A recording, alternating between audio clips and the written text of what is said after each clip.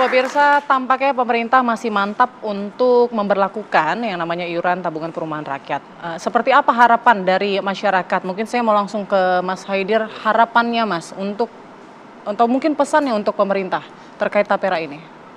Pesan saya untuk potong-memotong jangan libatkan ojek online.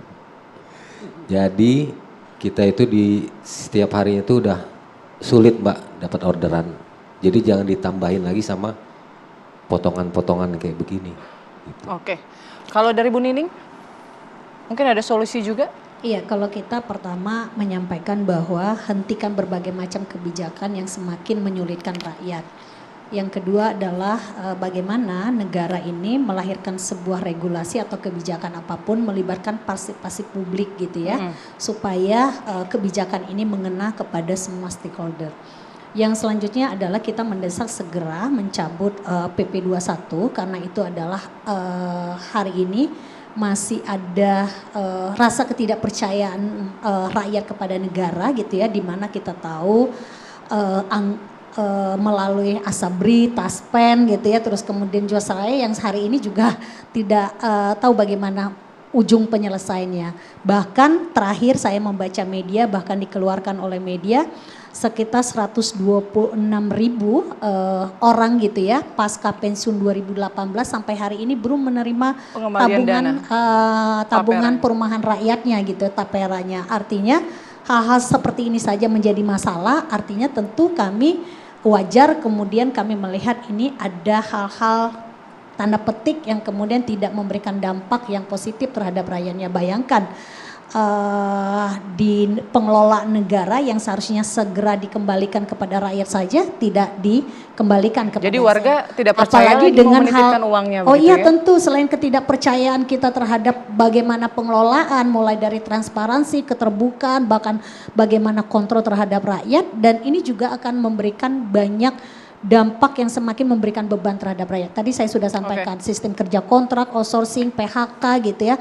Dengan pendapatan yang semakin daya beli masyarakat semakin rendah karena pendapatan yang semakin minim. Seharusnya itu menjadi prioritas negara, yaitu bagaimana pendapatan yang layak sehingga rakyat bisa memberi rumah yang murah dan manusiawi dan layak bagi rakyat. Terima kasih Bu Nining. Mungkin Pak Sani bisa menambahkan solusinya apa, harapannya apa? Jadi intinya karena memang dari awal sudah ada regulasi induk ya yang dikeluarkan oleh pemerintah yang terkait dengan jaminan sosial bagi para pekerja, yaitu Undang-Undang Nomor 40 Tahun 2004, sehingga semua yang terkait dengan jaminan sosial harus menginduk pada satu undang-undang ini. Itu prinsipnya. Dan di dalam mekanismenya jelas-jelas memang sudah diatur yang terkait dengan urusan tunjangan perumahan ini melalui manfaat layanan tambahan yang merupakan bagian daripada jaminan hari tua. Jadi saran kami kepada pemerintah khususnya untuk para pekerja swasta khususnya itu tidak diwajibkan. Ini kalau bicara tadi kalau Bu Nining mungkin lebih keras ya, cabut ya. Kalau kami mau dijalankan monggo silakan, tapi tidak diwajibkan bagi para pekerja swasta yang telah mengiur BPJS ketenagakerjaan khususnya. Ya, kalau masalah yang TNI, Polri, pegawai negeri, ya itu silakan dari pemerintah. Namun yang dari swasta sebaiknya tidak dikenakan duplikasi pembayaran untuk hal yang sama. Oke, baik. Terakhir ke Mas Fitra, apa solusi untuk pemerintah atau masukan untuk pemerintah agar tapera ini tidak terkesan seperti merampas hak individual warga dalam mengelola keuangannya begitu?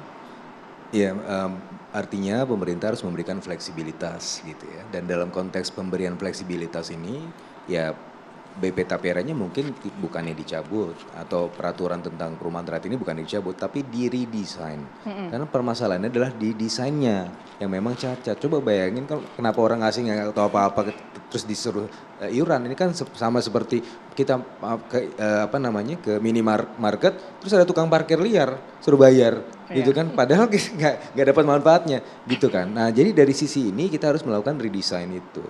karena memang tujuannya ya mulia kan untuk kemudian meningkatkan kesempatan ya bagi masyarakat menengah ke bawah untuk juga memiliki rumah, tetapi ya harus diberikan keleluasaan gitu, keleluasaan untuk memilih. Terus yang kedua ya kalau bisa nih dalam konteks akademik itu harus ada evaluasi dan harus ada eksperimentasi. Misalnya sekarang kan sudah di PNS, sudah TNI, Polri, ya sudah jalankan saja dulu 2 tahun, 3 tahun dievaluasi apakah layak. Ketika sudah dibangun kepercayaan itu masyarakat melihat oh boleh juga gitu, bisa ikutan tapi jangan dipaksa gitu. Nah dalam konteks ini supaya pemerintahnya mantap tapi masyarakatnya jangan mantap. Kalau sekarang masyarakat kan mantap makan tabungan.